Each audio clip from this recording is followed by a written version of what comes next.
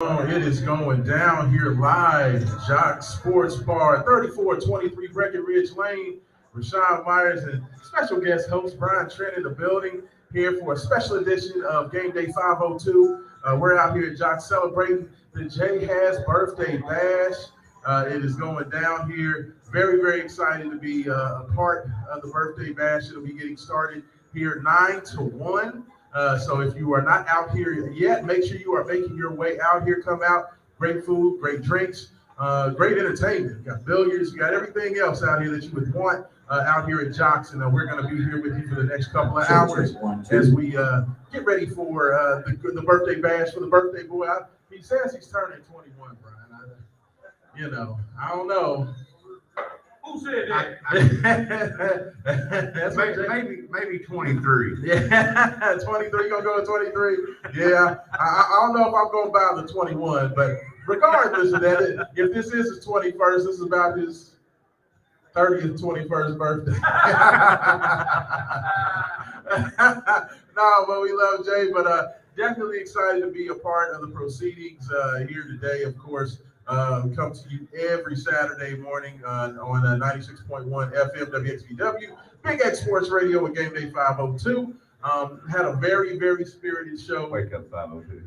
That's a Game Day again. Yeah. See, look at me. Wake up 502. See, I said wake up in my mind, but then out of my mouth came Game Day.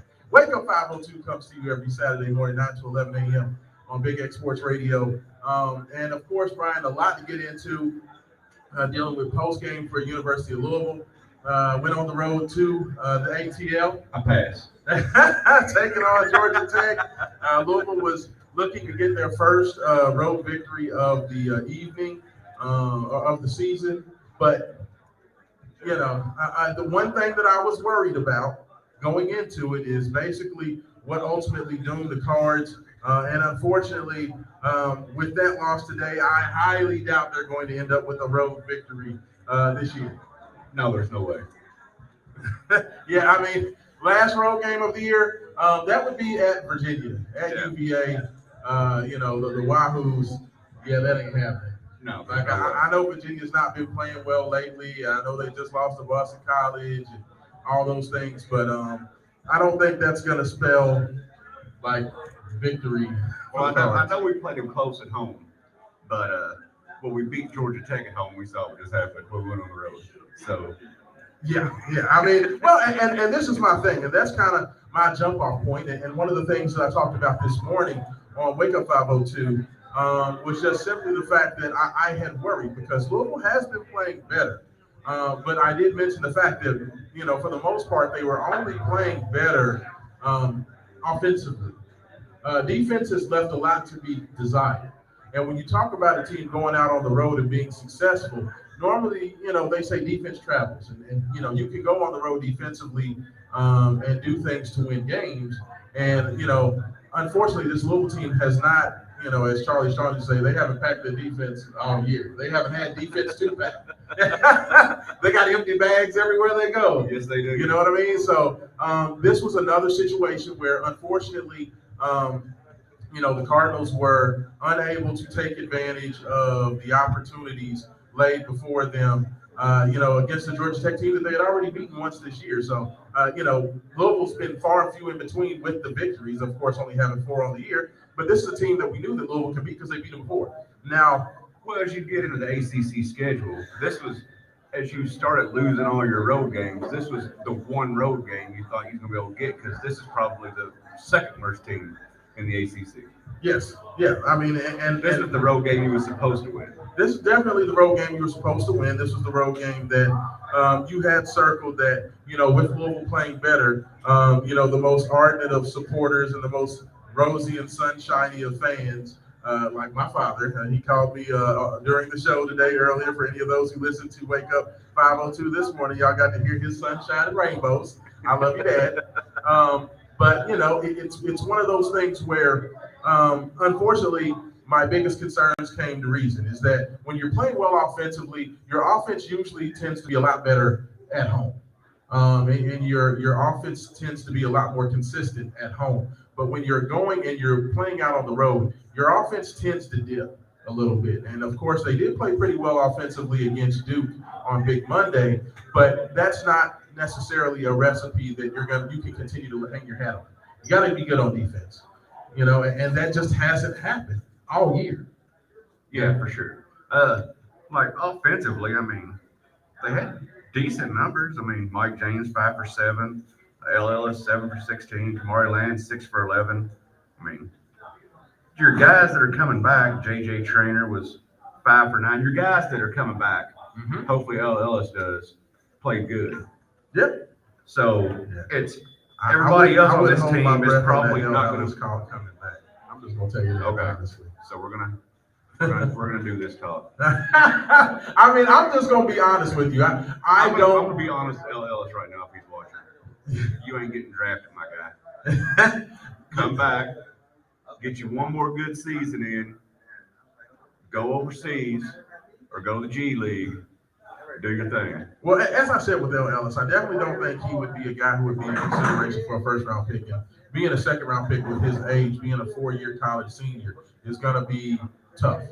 Usually they're going to spend that on young players that maybe came out a bit too early that have a lot of upside, or foreign kind of draft and stash type kids.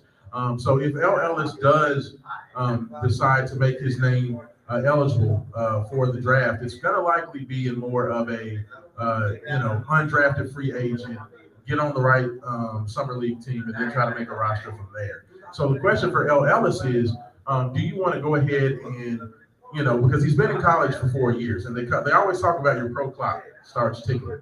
And you don't ever get these years back in terms of being able to make money for your sport. All you're doing is getting older. So for that reason alone, I definitely think that L. Ellis is going to have a heavy decision that needs to be made. And honestly, Brian, even if he does come back, I don't know what would be his reasoning for coming back and playing for Louisville.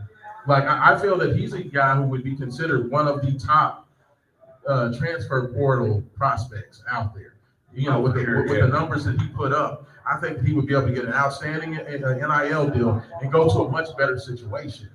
Oh yeah, for sure. Yeah. I mean, so that would be my only thing that would give me pause for him coming back, because I just don't know why he would come back to Louisville. I mean, and I'm just being honest. Yeah. Like, I'd love to see him come back because it's better for Louisville if he does come back. I just don't feasibly see a path back for him. I think this is going to be his last year at Louisville, regardless of whether he plays college ball next year or not. Well, so 4 players played good today. Yes. 3 of those 4 are coming back. Yes. And those 3 are probably the only ones on this roster that are coming back next year. Yeah, I mean, that is one thing that I have, kind of continued to hear, is that, there's going to be not many guys coming back. The only thing I'll say about, the potential for who will and who will not be coming back is Kenny Payne has talked a lot all year about, building the culture, building a foundation, trying to establish something. And the way he's talked about these guys, I haven't heard a coach that has been seemingly ready to throw the baby out with the bathwater. Now, he has been very critical of the players, but at the same time, I have not gotten the feeling of I'm tired of these dudes, I'm done with them. Yeah. So I don't know. I don't know if Louisville will bring back 4 of these guys. I don't know if he'll bring back 7 of these guys. I don't know which of these guys, because I mean, this is kind of the new complexity to college basketball now if you piss off a player, or if a player doesn't like the fit or doesn't feel like he's getting better or getting a fair shake, now they can go to the transfer portal and go anywhere they want to, and they don't have to sit out anymore. Yeah. So, not only are you recruiting new players to come into your school, now you're having to recruit your own guys that are already on the roster, because they can go anywhere they want to. Jalen Withers is the only other one I could see coming back. If we get the Edwards kid that decommitted from Minnesota. Yes, he's requesting out of his national letter. For sure, Rose Wheeler is gone. Yes. Because he'll never see the floor, because I had so much hope for him, and he just does not deserve to see the floor. Yeah, I mean, Rose is going to be gone. Sidney Curry for sure. Sidney's going to be gone. I don't even know if Sidney has any eligibility left. Like, I know that Ellis got the additional year from the NCAA, and you would think that Sidney would have that same he should, yeah, opportunity. But I've never heard. I know that they've all said that they definitely know that L has another year, but I've never really heard them say it. So I would have to check on his. That just means nobody wants it that year. All somebody wants them. Trust me, there are plenty of teams in the Big Ten. Penn State will pick Sidney Curry up in a heartbeat. Like Sidney Curry just looks like a Big Ten center. He plays like a Big Ten center. For sure. You know, just throw it like some of those Fran McCaffrey and just go bang down in the paint with Iowa. Yeah. Like that. That's literally what he was made for. So there's a home for him. It's just not a little. Fabio was silly. He don't even want to go to class. There ain't no way he's coming back. I mean, Fabio, I couldn't believe that they actually threw him in the game today. And he did actually get in there and, do a little. He did get a little steal when he first got in the game. So, he did do something. Other than that, he did give y'all zeros, but he did give you 2 fouls.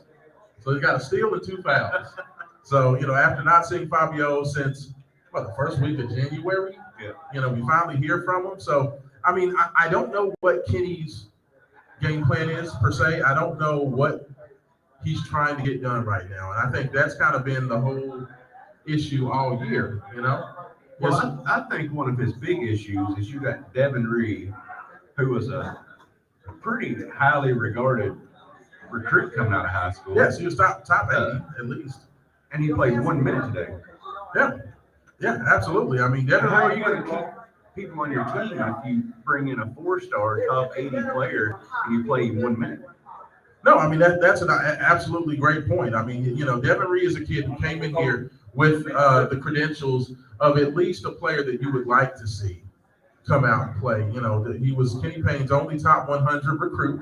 And the fact that he's not getting any opportunity is that's scary. Because, when you talk about negative recruiting, you talk about teams going out there recruiting against Kenny Payne. Not only do they have the look at them, they're 4-24 or 4-28 or whatever they're going to end up at, 4 and something horrible. Not only can you say that, but then you can say, look, man, they got a top 100 kid in Reed. He can't see the floor, and he's a 6'8" combo guard wing that is known for his 3-point shooting, and you shoot 23.5% today, and you only play someone who came in that is known for their 3-point shooting, playing 1 minute. Absolutely. I mean, that's the whole question right now, is that we're just going to have to wait and see what Kenny Payne does, because I do believe that he's going to get another year. Just from everything that I've heard from Josh Hurd. We've been waiting for a year to see what Kenny Payne's going to do. I know. I mean, I have been one, like I said, the only reason that Kenny Payne is going to keep his job is because he played at the University of Louisville. He helped Louisville win a championship, and people like him. Because the job that he's done this year, he has not earned the right to retain his job making $3.5 million a year. And that's not all on him, but unfortunately, that is what it is. Like, literally, this man has gotten paid $1 million per win this year, just about. Like, that's like he's going to lose more games in his first year than Crackthorpe did. He's going to win less games in his first year than Crackthorpe did. And everybody hates Crackthorpe. And Crackthorpe only gets 12 chances to win. Like, Kenny had 32, 33 chances to win games, and he couldn't win as many as Crackthorpe. Like, just think about that. That's crazy. Crackthorpe won half his games, and Kenny Payne's going to win a quarter of his games. Yeah. I mean, it is insane to think about, when you talk about where Louisville is right now. It does seem like the Twilight Zone. It does seem like reality. It doesn't seem like reality. I don't know. It's kind of one of those things where you say, how did we get here? And you look back and you think about it. It could never be worse than Chris Mack. Chris Mack was only 14 and 21 or what, 14 and 20 or whatever the year was last year. 14 and 19. They didn't even lose 20 games last year. I would rather just kept Mike McGee's. I mean, I would have at this point. I would have rather brought back David Padgett. No, 100%. I mean, I think David Padgett won 20 games. I told Haven a long time ago. I was like, I asked him, this is not a bash Kenny session. All right, Oh no, we're gonna get the rest of the coaching staff here in a minute. Yeah, I just feel like I asked Haven. I was like, Haven, if you took how many other coaches in Division I that are coaching not right now? I said, not even Power 5 coaches.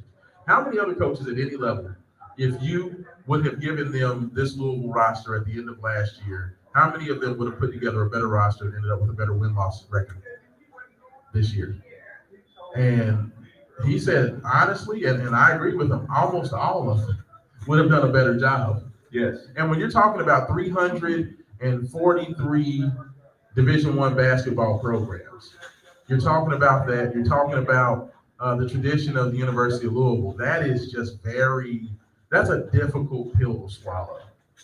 And it's just, it's not anything that has to do with Kenny personally, but I think that what's going to need to happen, there's going to have to be big changes. I think that. So Josh Jameson should already been fired, but as soon as it hits 0 on our last game, they should tell Josh Jameson, go ahead and go clean your office out. Don't even go anywhere else. Just go clean your office out and then just go get on a plane and go somewhere. Josh Jameson was a career-long director of operations. He had never coached. He had never been an actual active coach coaching basketball. There was no need for that man to get a assistant coaching job at the University of Louisville. If you were going to hire a first-time head coach, he didn't need to be hiring any other first-time coaches. No, not at all. And Danny Manning.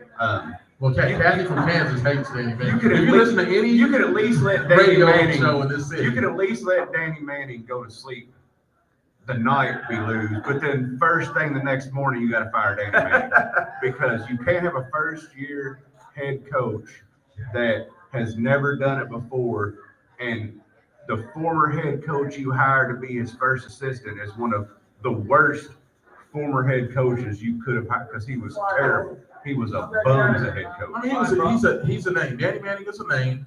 He's a name. He's a guy who's going to give you, headlines. He's going to give you that wow factor. But I mean, the same thing was thought with Perez. But bringing in Perez as the director of operations, even though he had not worked in sports, he was a flashy hire because his parents run Rock Nation, athletics. Yeah. I mean, it's where Kenny Payne did a lot of the flashy stuff and did a lot of the wow stuff outside of Josh Jameson. I think everybody was just kind of scratching their heads with that one. You bring in a Nolan Smith that gets splashed across the headlines. You get a Danny Manning that gets splashed across the headlines. And what you had was a lot of flash and a lot of sizzle, no substance. Yeah. I mean, and that's the unfortunate part of where Louisville is. So the question is, how do they get back? How do they take that next step and move forward? And I think the biggest thing that they need to do right now, they have got to find an experienced former head coach to get on this staff and to help Kenny put together. Like, I would even rather see Kenny hire a new head coach or a new assistant before he even started putting the roster together. Because I personally think he needs a former coach to help guide him in actually putting the roster together. Well, I think he needs a general manager. Yeah. He needs somebody who's not on the bench, that's sitting in the office, that says, all right, Kenny, you go run practice and let me do everything else. I would not be opposed to it. Like at this point, when you have the worst, I mean, they literally may end up with the worst win-loss percentage of any Power 5 team ever. Like literally ever. Like right now, I think that the most or the least amount of wins by a Power 5 team ever, I want to say it's like 6 or 5.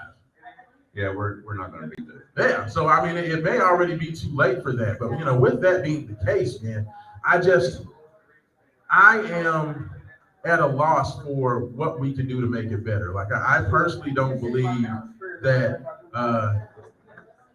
I don't think it's going to get better. And Los is coming over here. DJ Los Keys, who's handling the musical accompaniment for the night. Los, go ahead and turn on that microphone because I see you over here shaking your head. and I feel like you got a lot on your mind that you want to get off your chest. So, oh my goodness. There's a lot of merit to what you said in regards to the coaching staff here. However, yes, the bottom line that nobody seems to be pointing out, is money. That's the bottom line. Yeah. And the situation is Kenny Payne was the least cost of a name that was out there That's for the right. University of Louisville to pick. They had to pick it a little when it came down to coaches coming in, and they didn't take advantage of that opportunity, or it was a situation whereas the coaches that they were trying to bring in here didn't want to come into a situation that they did not know what their future was going to be when it comes down to the NCAA and the sanctions of what was going to happen with the University of Louisville, whether they would get the death penalty or what was going on. Now, I understand there's a lot of uneasiness when it comes down to coach and what he's doing here. Right. My issue with that is he was given the hand that he had, and he had to deal with what he had when he came in here. Mhm. None of these people is really his people. Right. Okay, I say give the man another opportunity Mhm. to bring his people in Mhm. to see what happens from that perspective. And if thing doesn't work out, then hey, then you make some changes, Yes. either from your assistant coaches or the head coach, whatever the circumstances may be, in order for it to resemble something of what University of Louisville fans are used to getting. And the situation is now you got to look at it like this.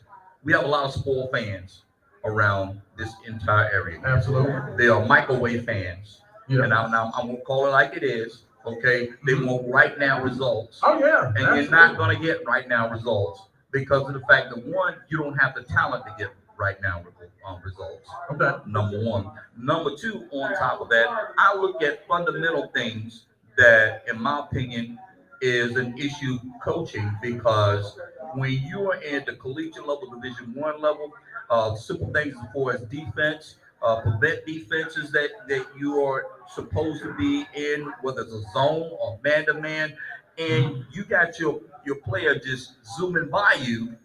Come on, man. There's some look. If, like you said, if there's any other coach here, we have the slimmest team in Division I basketball Yeah. because they've been running every day. Yeah. Oh, Kenny said he will practice them 3 hours on a game day. He runs them to death. So he ain't running them enough, obviously. So maybe they're tired, Los. Maybe they're just tired. So you all know I was the biggest Kenny Payne proponent when Oh, he yeah. got hired. Yeah. And I try to talk Havens as much as I can. And Kenny Payne came in with one credential, and that was recruiting. Yeah. And he completely failed in his first season. Yeah. He failed with high school recruits, and he failed in the transfer portal. I mean, there's no other way around it. He Yeah. completely failed in every facet of the job. But since why did he's that been happen? hired. Why did that happen?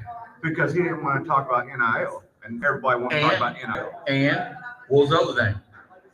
Well, I think that there was consideration for the one of the issues is that Kenny narrowed his selection pool way too much. Okay, he Yes. decided he was only going to go after the 7, 8, 9 best players in the portal. Exactly. Okay, and he didn't Exactly. leave himself any fallback player. Right. You know, like he had 5 scholarships available. He could have gotten a couple of guys that maybe aren't elite, but hey, let's just go ahead and get a couple kids in here so we know we have at least these 2 guys. Now we can shoot for the moon with the other 3. Amen. And when you don't You know? get those kids in the like 30s and 40s, then you end up with Fabio Basili on your team. Yeah, I mean, and you know, obviously a kid who's not ready for the, you know, he's a kid who's not ready for the spotlight. He's not ready. How they gonna not get You some know, credit if you don't to put do him in that. there? You gotta put him in there. Let him do Well, something. you got to go to class to play. Well, they said he ain't going to class, Jay. That's what I heard. Hold on. Jay, the birthday boy is levying his opinion right now. You're not going, that's why they call it student. Okay. If you don't go Athlete. to class, you don't understand that. Okay. They said he's not. They said the brother's not going to class. They saying he's late to practices. You know, if I'm a kid who didn't have a scholarship out from a D1 program, if I get that scholarship out, I'm gonna be early. I'm gonna be 30 minutes early everywhere I go. So that's surprising to me, actually. You know what's amazing to me? No one is really discussing the level of recruiting that it's going on with the University of Louisville right now. From the perspective of, we have a few ball players that have already committed. Okay, I give credit where credit's due in regards to that. Mhm. However, they're going to need a whole lot more to Oh, come yeah. in here simply because of the fact that half of these kids that are here now they're not going to be here next year. I guarantee you that. Oh, I agree with 4, that. maybe 5. I agree with that. I don't even think that many is going to be here. And It one of would the big, shock me if it was more than 4 kids here. and one of the big issues with that is that they're all big men. Like Louisville keeps getting all these commitments from big men. I'm like, where's the ball handlers at? Where are the kids that can actually dribble? Supposedly, we're in a good spot with Sky Clark. Again, we was in a good We spot. was in a with good Sky spot Clark last year. That's literally- Here we go again. Here we go again. That's the same thing I heard last year. So yeah, no, I mean, those are my biggest concerns, man. It's like it feels like we literally have gone a calendar year and we're still exactly in the same spot, but with a team that's even worse than last year. You're right. And that's what's crazy to me. Like as a Louisville fan, especially with what our season ticket holders pay. Like, I understand it. I have a friend of mine who plays in the tens of thousands of dollars for his seats a year. And for those people that are paying $20,000 and $30,000 for seats, I can understand the annoyance with, like, literally I paid $10,000 per win this year. Thank God for ESPN. Yeah. Because I just don't have that kind of money. Yeah. You know what I'm saying? If I did have that kind of money, Right. there are other things I think that I would have to put into. In fact, my wife wouldn't dare let me put into no basketball. Yeah, I guarantee you that. If we don't get no better next year, ACC is going to just put us on like Fubo TV or something. Oh my, Oh, yeah, no. right. We're gonna be on Facebook. They're gonna be like, I heard Louisville's games are gonna be on Facebook. Yeah, we're gonna be on Facebook. We ain't even gonna get on TV. They're gonna be on Twitter Live. Oh, Lord. Playing conference rooms. Yeah, right. You know what I'm saying? Like, but I mean, it's a very difficult place to be in because you have fans that are paying out a lot of money. University of Louisville pays out for, they charge for tickets and they charge for the amenities at the Young Center, the same as a North Carolina, the same as a Kentucky, the same as Duke, the same as Kansas, but you're getting not Duke results, not Kentucky results, not UNC results, and people don't want to hear it, unfortunately. Have you looked at the past 20 years, the revenue that basketball program brings into the University of Louisville in comparison to some of the football D1 colleges in the entire country? It's higher than, they're like the top 10 Louisville is in revenue. Louisville is $10 to $12 million per year higher than the next closest basketball program, and they compete with the best. Well, we fell to 8 this year. We fell from first to 8. Well, that would be, yes. I can definitely understand that happening. First for I don't know how many years it was. 10 years every year something? since the Young Center opened. Yeah, we was first in Yes, basketball. we have been first every year this since the Young Center opened back in, I think it was 2012. Yeah, we fell to 8 this year. Yeah. You said something about ACC, which is kind of, you got me thinking a little bit. Now, let me ask you this question. Okay. One of your major sponsors Uh-huh. in the ACC is who? Bojangles. Oh yeah. Okay. It's bow time. Bow time. Bow box, bow this, bow that. Yeah. Everything you see is bow this. Yes. You don't see bow anywhere in Louisville. There's only one bow in the Commonwealth of Kentucky, and that's in Shelbyville, Kentucky. Yeah. And I don't understand. They brought one to Radcliffe. They brought one to E-Town. They all went belly up. And the situation is, they had good food. Don't get me wrong. Mm-hmm. But when you have a major corporate sponsor like them, Food Line, and you cannot get those dollars here because of the competition and the established contracts that they have with University of Louisville, don't be surprised if the University of Louisville is not an ACC loan. Well, I mean, the one thing that helps them is that until the grant of rights deals that the media's conglomerates signed, I want to say the grant of rights was done 5 years ago. I think it was like 5 years They ago. got another contract when they come up. Well, the question is, they said that the contract goes through, for the grant of rights, is through 2034. But the question is, with all this conference realignment, they are asking if a new school, like let's say the ACC wanted to go out west and they wanted to do like the Big Ten and go add a couple of schools like Oregon and Oregon State, or they wanted to bring in Sanford or somebody, whoever they wanted to go recruit. The question is, if they open their borders to bring in a new team, does that allow for movement of teams out? And what they're worried about is if you open that door for people to leave, then if, like, let's say they wanted to Florida get State's gone. Clemson and Florida State's going to the SEC. gone. They're gone. So that's the They're one thing that's Louisville's one saving grace is because of the threat of Clemson and Florida State leaving, they can't open that door. So at least until the Brandon Rights deal is done, which like I said, I think it's either 2034 or 2036, whichever year it is. Until then, Louisville should be safe. So they do have plenty of time to get back on the good foot. Now, if the ACC does decide to move forward with bringing in some of those West Coast teams, then you got a question. Like if they decide to bring in Washington State, Oregon State, then I don't know. The only team that I see them going after on a full-fledged membership with the ACC conference right now is going to be Notre Dame. They have to lock Notre Dame in on all sports. Oh, they would love to. And that will be their saving grace when it comes to football. Then you have more competitive situation, but they are going to have to give Notre Dame the USC games, all the games that they make all that big money off of. They're not going to part with that money. Yeah, but if you push Notre Dame to join, they're going to go to the Big Ten. They're not going to do I mean, it would make sense. You know what? That makes sense. It would make sense. And it will make even more sense if Louisville join them. Yeah, Louisville would beg and plead to get into the Big Ten. Absolutely. But I tell you what, the one thing that helps Louisville, and the one thing that may discourage a lot of movement with the realignment is the fact that they did decide to move the playoff from 4 teams to 12 teams. By them moving it to 12 teams, it does not encourage Notre Dame to get into a conference because they still have a pathway to get there now, and they actually have an easier pathway to get into the playoff. Exactly. And then also your Big 12s, your ACCs, your Pac-12s. in the first year. Oh yeah, I'm going to have a set in the first year. I believe it can happen. I do too. The team that he has coming back. Oh yeah. And what he's already recruiting, and I'm looking at the guys, he's just on the line. Everybody on the line averaged like 305, 310. Yeah. Huge. And that right there is what's going. It's not going to be. Trust me. What saves Louisville is not going to be Kenny Payne in that basketball program. It's going to be what Jeff Brown does with that football team. Oh, 100%. You know. Like I agree. And that's the one thing that helps you feel okay about what's happening is that if Jeff Brown can give you the impact that you expect to see from him, I think that will go a long way to helping Louisville kind of solidify themselves within the conference and putting them in a good spot moving forward. I think they'll be all right.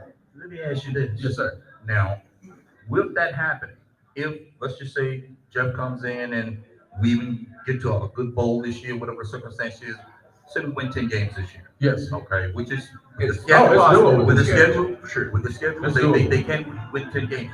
Let's say you win 10 regular season games this year. Okay. Yes. Do you think that will take some of the pressure off of Kenny, or put more pressure on him? The day this season's over, Josh Hurd has to set Kenny Payne down. Said you're coming back next year, but you have to win 20 games. And you have to make the NCAA tournament if you want. He can't do that. Third year. He can't do that. You have. That's it. You have to make the NCAA tournament. Do you know how hard it is to win 20 games? Yeah. He can't. Let me tell you something.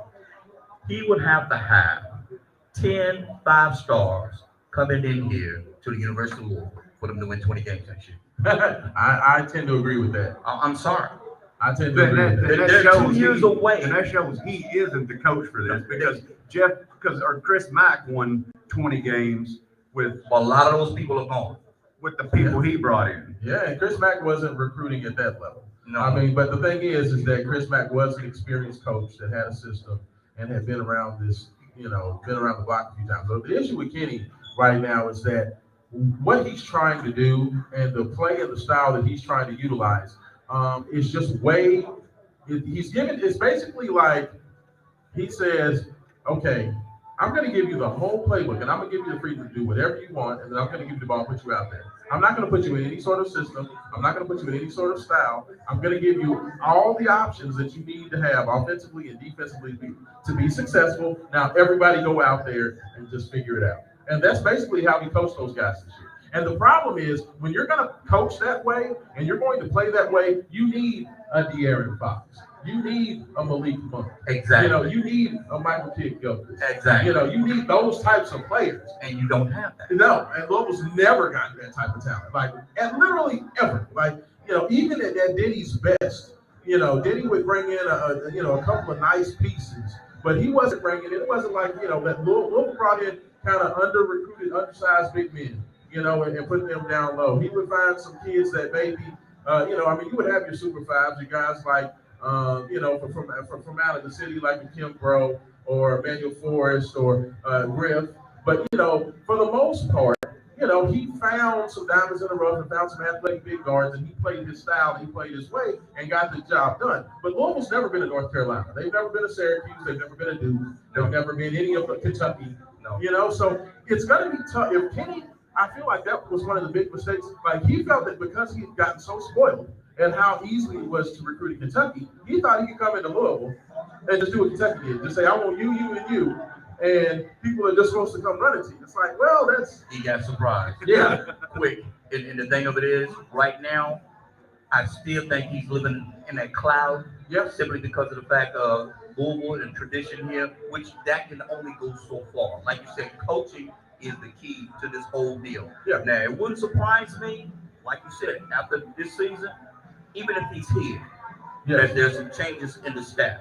Yes. Simply because of the fact that he's a big man recruiter. He's got to get some experience. He's got to get some experience, and he's got to get some guards. Yes. So since Haven ain't here, I can say this again. Absolutely. Is that Nolan Smith is untouchable.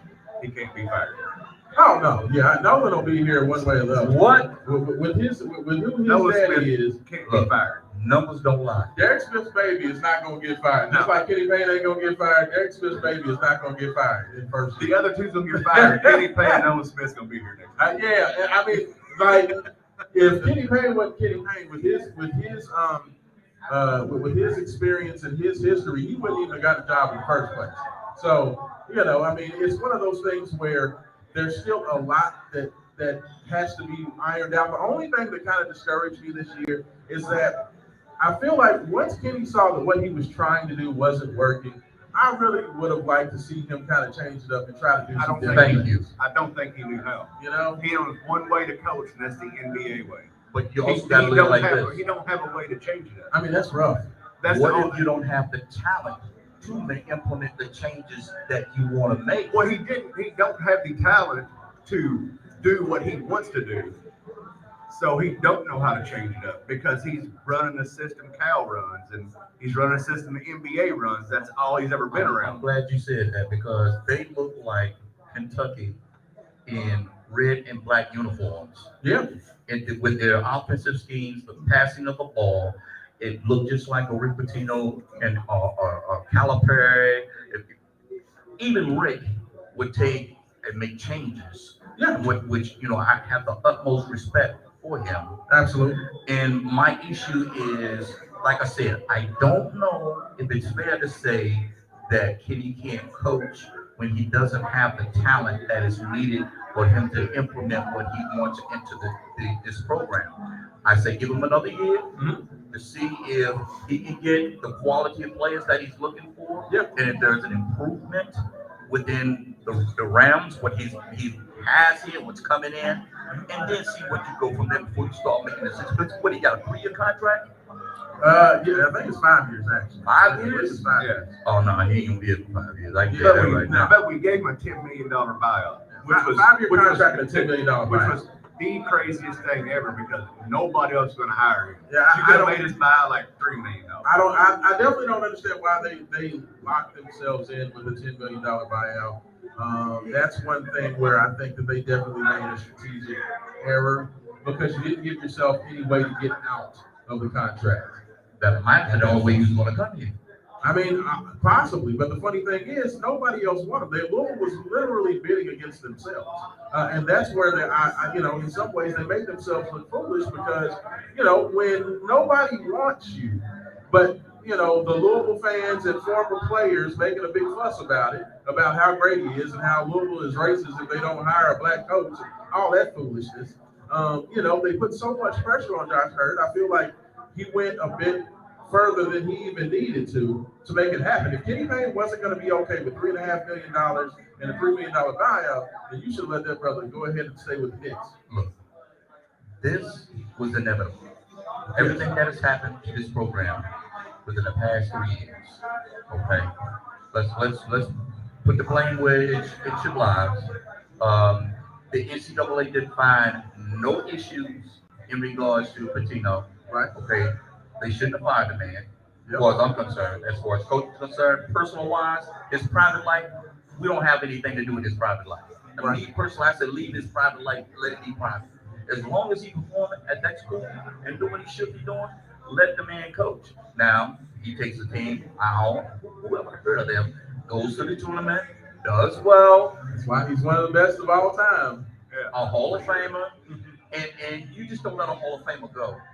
And you bring in a coach that really had no idea what he was getting into Yep. because of the fact of the pressure that's put on coaches, especially when it comes down to basketball. You know, basketball here is like football in Texas. I was there for 4 years. You ride down I-35 South, there was a sign just before you got to Austin that says the 3 priorities in Texas: guard, football, and everybody else get in line. Yeah. Same thing here pretty much in Kentucky. You know, but I don't understand how is it that you get yourself in situations like you talk about with these contracts, you're still paying out money, boo-boo money to these guys that are sitting around not doing a doggone thing. I mean, you collecting would think checks. you're still paying Petrino, you're still paying Chris Mack, you're still paying all these former coaches, and you get yourself right into the same situation again. Well, You know? Kenny Payne knew what the job was about, but he didn't know what the job was about. Yes. He knew what it took to be a head coach. He just didn't understand what it took to go from this seat to your seat. Right. Absolutely. I mean, sometimes you are a fit for what you are. Okay. And in my personal opinion, you know, Kenny's a good assistant coach. He's a nice guy to be a relationship guy. He can go in, talk to the mom, relate with the kid. Everybody likes him because he's super nice. Great recruiter. You know, yeah, he's good at that. You know, but just because you're good at that and you're a good relationship guy doesn't mean that you necessarily have the chops to step up to the head guy. I continue to tell my dad, I was like, yeah, he may have been one seat to the left of Calipari, but that one, those few inches is more like several miles difference. Being in second chair versus first chair. It makes a huge difference. You know, when everything is on you and you have to be the one to train and groom and prepare and plan, it's a lot different. Let me ask you this. Do you think that University of Louisville was kind of forced into a situation based on the success that Michigan had with this coach, based on success that Memphis had of recruiting with Penny and different other head coaches that was in their first year coming from out of the NBA? Do you think they were kind of pressured into selecting Penny as the head coach because of the fact that the other coaches that was on their list, basically like Auburn used him for University of Louisville to get paid? I mean, I definitely think that was one of the argument points that was utilized for why they should go ahead and do it. When you look at what Juwan Howard was able to do, you know, Jerry Stackhouse, they went and hired at Vanderbilt, and he's not done well at all. Penny Hardaway's not taking Memphis to the NCAA tournament yet, even though he's had a tremendous amount. Tommy Lloyd in Arizona, you know, long-time assistant, first-year head coach last year. Yeah, I mean, but this whole push to start hiring former players as first-time head coaches, for the most part, it's not worked. Like, you know, you can point to a Juwan Howard, but one of the things about Juwan Howard is that when Howard got that job, he went out there and hired the old St. Joe's head coach, Phil Martelli, as one of his assistants. So Martelli could teach him how to be a head coach. And that was like, that's the missing point. Like, Kenny Payne put all of the faith and belief in his own personal ability. And he basically bet on himself and said, I'm not even going to worry about anybody else. And I trust what I know and I trust what I do, and I just get out of my way and let me run with the ball. And like, to me, that was one of the things that was a big part of the reason why it's been such a spectacular failure. I think he overestimated how hard it would be to recruit, and I think he overestimated how difficult it would be to coach at this level or coach at any level for that nature. I mean, and it's unfortunate for all involved. It's unfortunate for the Louisville fan base. It's unfortunate for the boosters. It's unfortunate for the team. You know, these players have been through so much. I honestly, in the last 2 years, in my personal opinion, I don't think they've gotten quality coaching either of the last 2 years. They didn't get it last year because of Chris Mack melting down after him and Neely Bendapudi get into it after the whole situation with Dino Gaudio. So he kind of took his hands off the wheel and was like, whatever. So they didn't get any coaching last year. And then you come into this year and you have a new head coach that has no idea what he's doing. That's one of the reasons why with these players, I don't put a lot of this on them, because most of these guys haven't really gotten a fair shake and gotten the type of quality coaching that you would expect at the University of Louisville.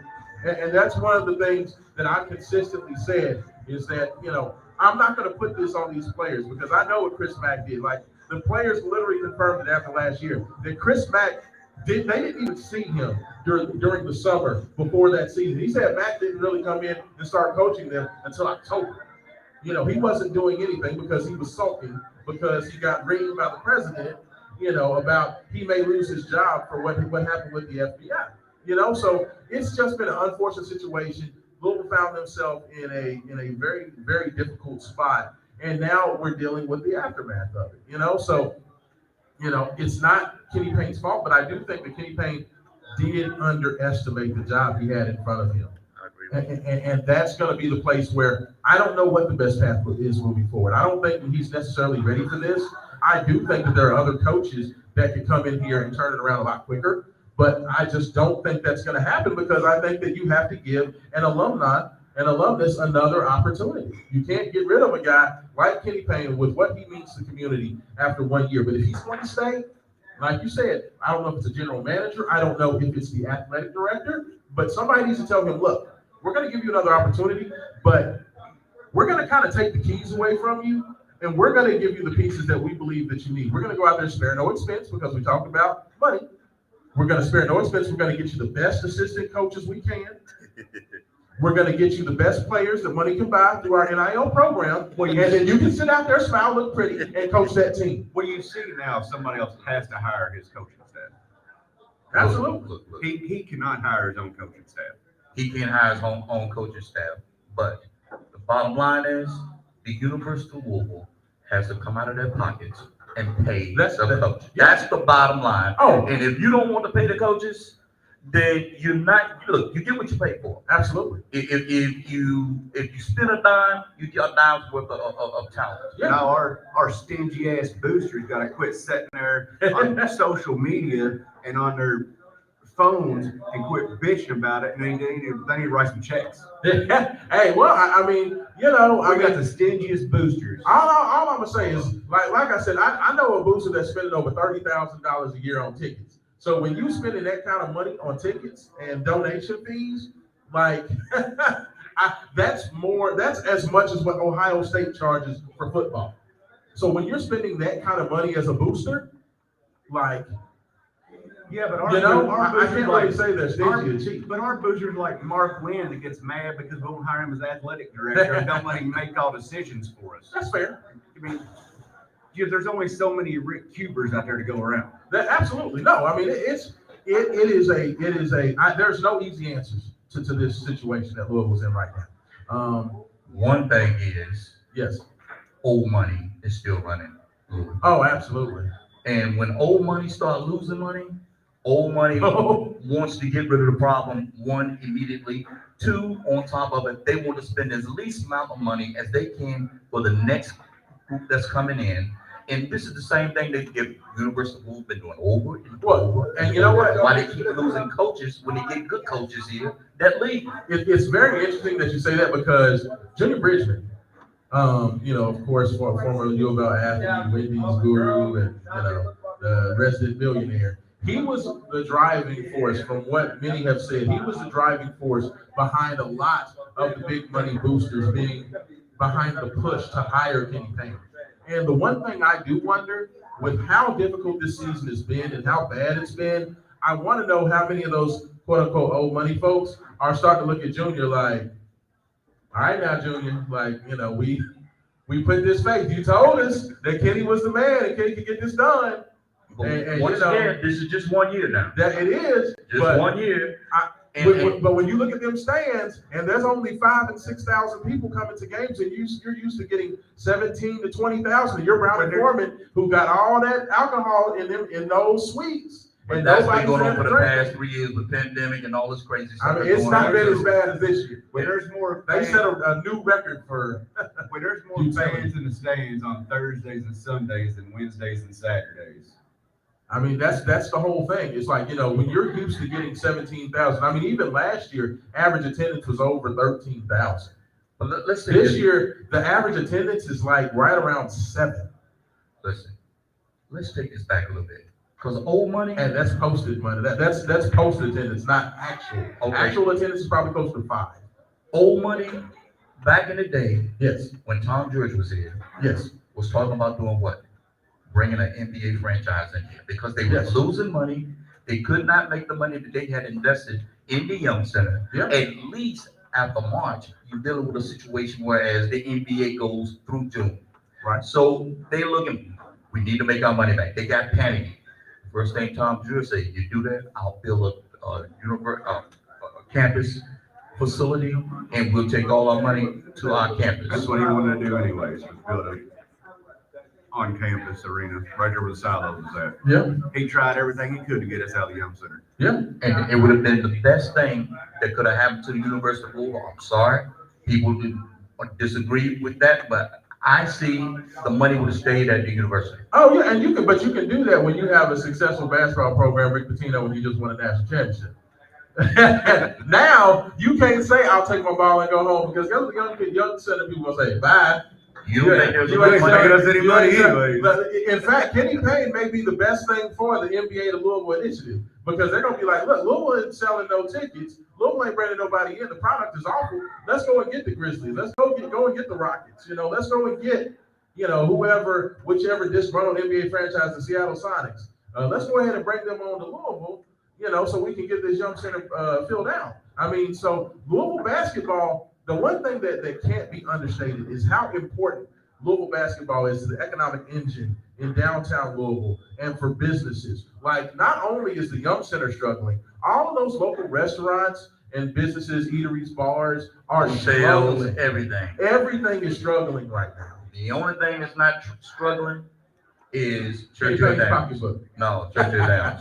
No, Churchill Downs never gonna I struggle. don't know. No. I mean, but honestly, like, As long as they don't let Gamma get past to Kentucky, Churchill Downs is never gonna struggle. who knows? No, they'll be good. But I mean, that's the thing, man. It's like this is not only a problem for Louisville fans.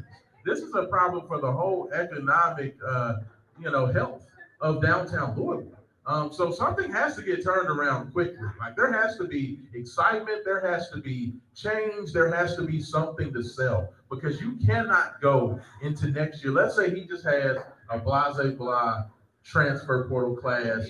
Maybe he brings in one notable kid, but then you got a bunch of nobodies, and it's pretty much the status quo of what you had coming into last year. You cannot do that coming into next year, No. or the Young Center will be empty. And you cannot have that. You can't. Isn't that the reason why Rick Pitino was brought in?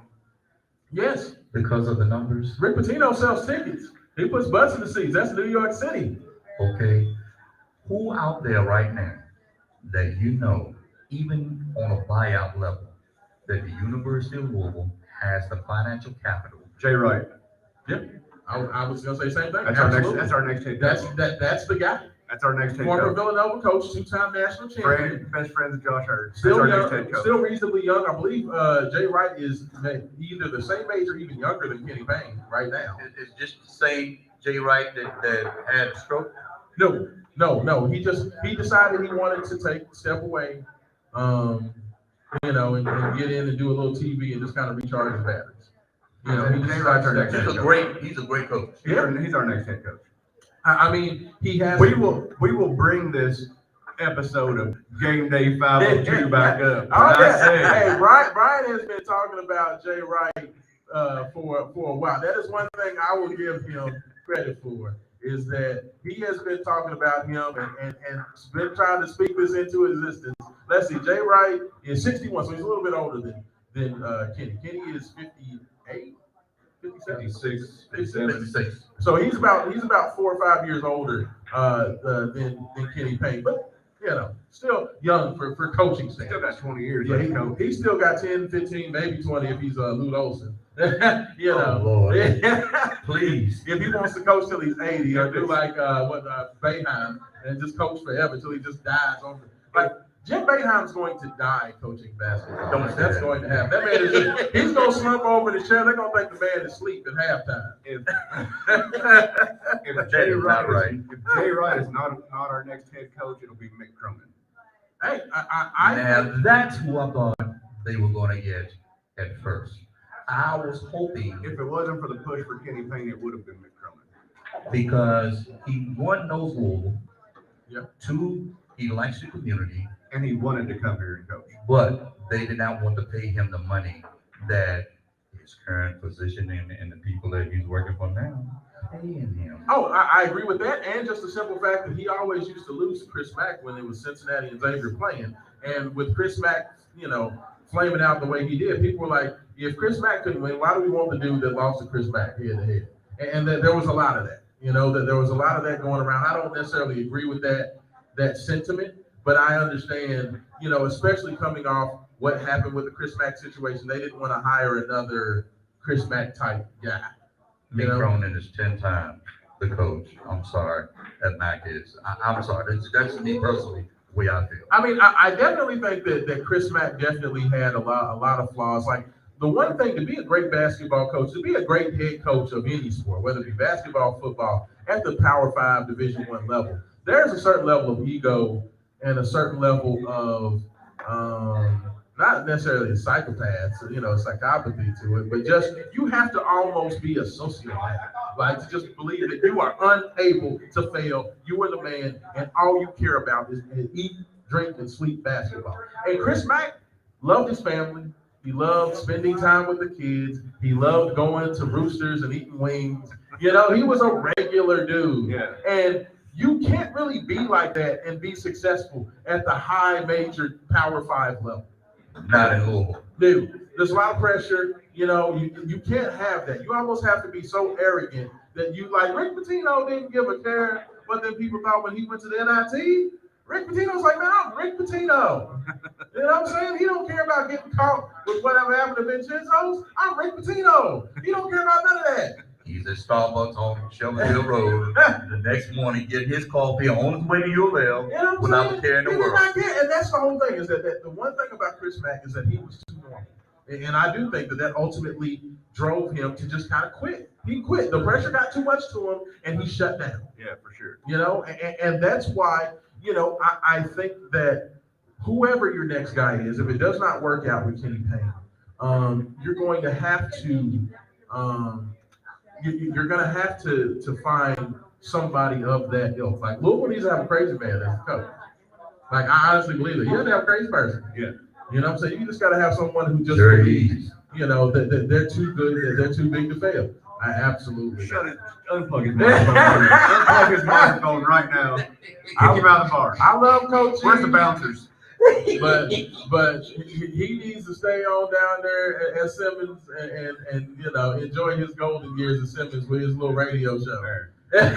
We gave him and Butch Beard what they want. Now they can shut up and go on somewhere. I'm gonna tell you what. I don't think they're gonna be going to the former players to ask them what they want anymore. I feel like that era is done and buried. So like poor Jerry. I love Coach. I just saw Coach use it the last home game. Like I ain't trying to take no shots, Coach. Yes, he is. I am. I'm just saying, man. Like, no, thank you. No Jerry Eves. No. I'm afraid for you tonight. Yeah. I mean, when Eric Sullivan comes in here with his Division II team and beats you, y'all should have known then. That hurt. I'm sorry, Come that on, hurt. bro. What's up with you, brother? That hurt. Yeah. That, Sullivan, proud of you. But that hurt. I mean, you know, like That hurt. he brought a Division II team, and I got so upset about that. And everybody tried to tell me that didn't matter, and you know, it's just an exhibition and it don't count. I'm like, Louisville should never lose to a Division II team, Everett Sullivan or not. That should never happen. Yeah. Our walk-on should be good enough to play with the. Oh, absolutely, absolutely. You know, you should be able to put. We have high schools here Yeah. that would have made a better showing in that game. I'm sorry. I've had people that have argued with me that some of these local high schools could give Louisville a run for their money this year. Like I've had people tell me There's that. a couple of them out there. Like, I ain't gonna call no names. and just the fact that I sit there and had to think about it for a minute is what makes me sad. To where I'm like, could they? You know what I'm saying? Like, that's rough, man. I mean, I hate to be like that, and I hate to say that, because like I said, man, I grew up, you know, dying in the Ville. You know what I'm saying? But this is where we at. This is where we at. But I tell you where else we at. We are here at Jock Sports Bar and Grill. It is, what was it, 3423 Breckenridge Lane. We are here for the J. Haas birthday bash, going down starting at 9. That velvety voice you've been hearing over there is DJ Low Ski. He's handling things this evening. Make sure you come out, be a part of the festivities. I tell you what, fellas, we are already past time for our first or only break of the show. We're going to go ahead and hit this break. When we come back, I want to ask Brian, and I don't know, I know that the Los is he might be running around here and there, but I want to ask about Lamar Jackson. I want to ask about this contract situation. I want to find out what Brian thinks about it. I have plenty of opinions on it. The former Raven, Lamar Jackson. Yeah, well, you heard that. Hey, that's what we like to call in the business a teaser. But we will be back. This is Game Day 502. Rashawn Myers, Brian Trent, DJ Lowe handling things here, and we'll be back on Game Day 502. My team, I'm so upset right now.